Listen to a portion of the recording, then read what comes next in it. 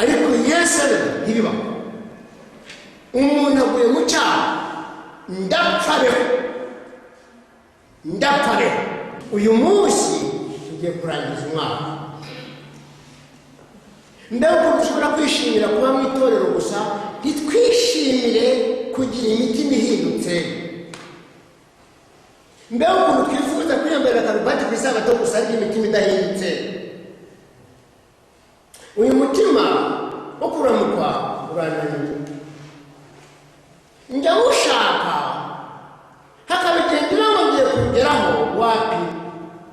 ukanyoroka ariko mu kurangiza uyu mwaka bene data reka mbabwire Yesu nagaruka ntabwo azaza guhindura imitima uzabikwigisha azaba ari umugome w'ubugingo bwawe ahubwo azaza guhindura imibiri gusa asanga imitima yarahindutse umunsi wa none dukwiye guhindura kwemera tugahinduka imitima nk'uko hano tubwira ngo kuri ya 500 abakorana n'abantu ari na 530 Kristo amanitse saa 9 yari icyaha wishireho ibyaha by'abantu bose abagome baboneye Imana bose byose bishyira iyo umutambi rero yinjiraga ahera cyane yamwaniza ubuturo bwera yageraga imbere aciye ku mwenda utandukanya ahera cyane yagera imbere akaba afite urwabya rurimo amaraso n'agati kawuzo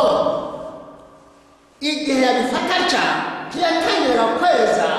atavuze amagambo meza y'amatwi yaribazaga wakoze icyaha umutambi wose mubyumve neza bene data mubihe agaciro niyo tugiye gusoza wakoze icyaha umutari agasubiza ngo naragikoze nanone ari ubwibuke warapfuye kuki utapfuye narapfuye dore amaraso y'umwana w'intama cyangwa se n'inyenyeri z'Uwiteka agahita ahongerera umutambi n'abari hanze bose akaba ari Kristo uzahongerera abantu b'abanyabyaha ku musaraba igorogota saa 9 niho isi icyaha byumve neza icyaha isi abayirimo uwo munsi niho bari bakatiwe gupfa kuvaho ijwi ryaravuze ngo icyaha